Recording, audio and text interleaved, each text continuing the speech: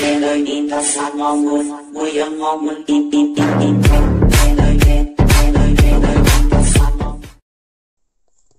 Baik, kalau tadi kita sudah belajar tentang inflasi dan juga untuk video pengangguran pun sudah ada. Silahkan untuk pengangguran juga dipelajari dulu ya sebelum masuk ke video ini.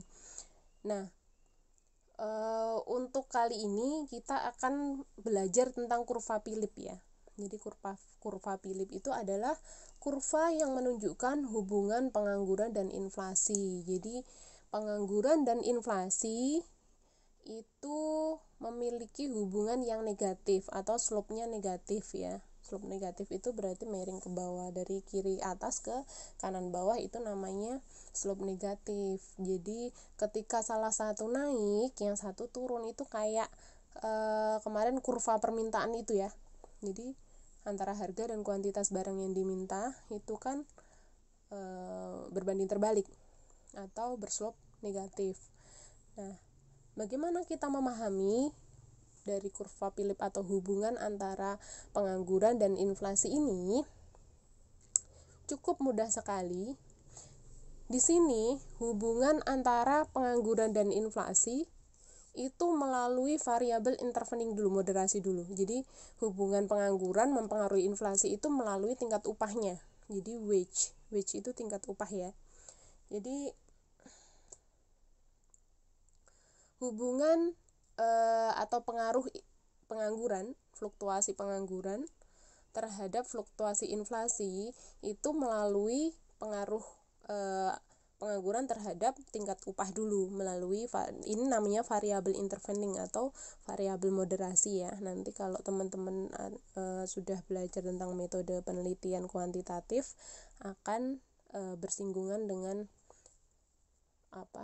variabel intervening. Di sini ada garis mendatar, ini adalah unemployment atau pengangguran. Jadi kita pakai simbol U. Yang di garis tegak ini adalah wage itu tingkat upah ya. Ada W1, W2, berarti semakin ke atas kan semakin tinggi nilainya. Kalau ini semakin ke arah kanan berarti kan semakin tinggi juga nilainya. Nah, karena dia hubungannya berbanding terbalik, maka ini ada titik A dan titik B. Jadi saling menggantikan. Kalau positif kan berarti yang satu naik, dia kurvanya akan mengarah seperti ini. Kalau ini karena dia seperti ini ya, dari kiri atas ke kanan bawah, ini berarti dia hubungannya negatif. Bagi yang belum paham tentang kurva, silahkan untuk datang ke rumah saya nggak apa-apa ya. Jadi boleh. Di sini ada titik A, di mana A ini adalah U1 dan W2.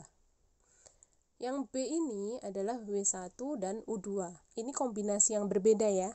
Jadi ketika U2 ini tinggi, maka W-nya akan rendah. Kalau W-nya tinggi, maka U1-nya akan rendah. Penjelasannya ada di sini. Titik A. Ya, titik A. Jika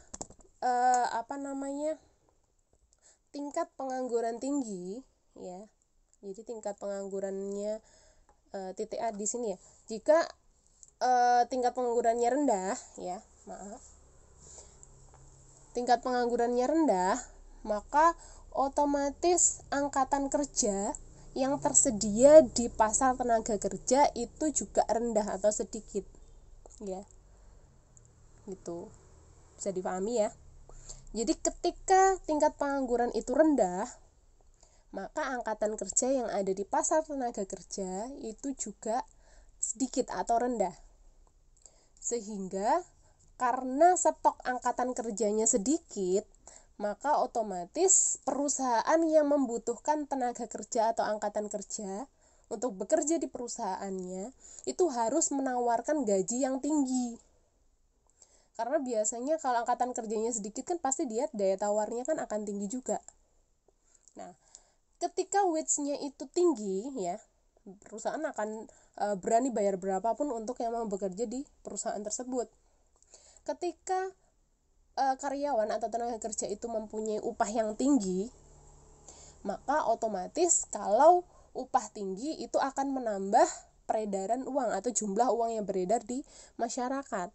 Kalau jumlah uang yang beredar di masyarakat itu terlalu banyak ya, daya beli masyarakat yang meningkat ini tidak diimbangi dengan produksi dan jasa yang meningkat juga, maka otomatis akan terjadi inflasi. Inflasinya akan meningkat atau tinggi. Begitu.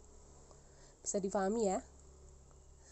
Kalau di titik B, ini kan berarti unemployment-nya tinggi ya. Kalau penganggurannya tinggi, otomatis angkatan kerja yang tersedia di pasar tenaga kerja itu juga banyak. Sehingga kalau supply tenaga angkatan kerja di pasar tenaga kerja itu tinggi, sedangkan permintaan dari perusahaan itu lebih sedikit, maka otomatis angkatan kerja yang menganggur itu akan mau dibayar dengan upah berapapun oleh perusahaan, sehingga tingkat upahnya juga akan rendah gitu ya. Jadi kalau upahnya ini jadi rendah, maka otomatis inflasinya juga akan rendah gitu. Inflasi itu kebalikannya deflasi ya. Itu. Jadi kondisi dua-duanya itu sebenarnya baik deflasi maupun inflasi itu sama-sama negatifnya. Jadi kalau bisa perekonomian itu harus ada dalam titik keseimbangan. Jadi jumlah uang yang beredar itu harus sama dengan jumlah peredaran dari barang dan jasa, sehingga daya beli masyarakat akan stabil. Tapi perlu diingat, inflasi itu perlu ya. Jadi pada titik tertentu biasanya pemerintah itu dalam rencana pembangunannya itu menetapkan tingkat inflasi yang akan dicapai dalam 1 tahun ya. Biasanya tidak akan lebih dari 10% ya. Jadi kalau sudah lebih dari 10% itu sudah inflasi yang bikin masalah. Tapi kalau masih di bawah 5% saya kira itu masih wajar ya.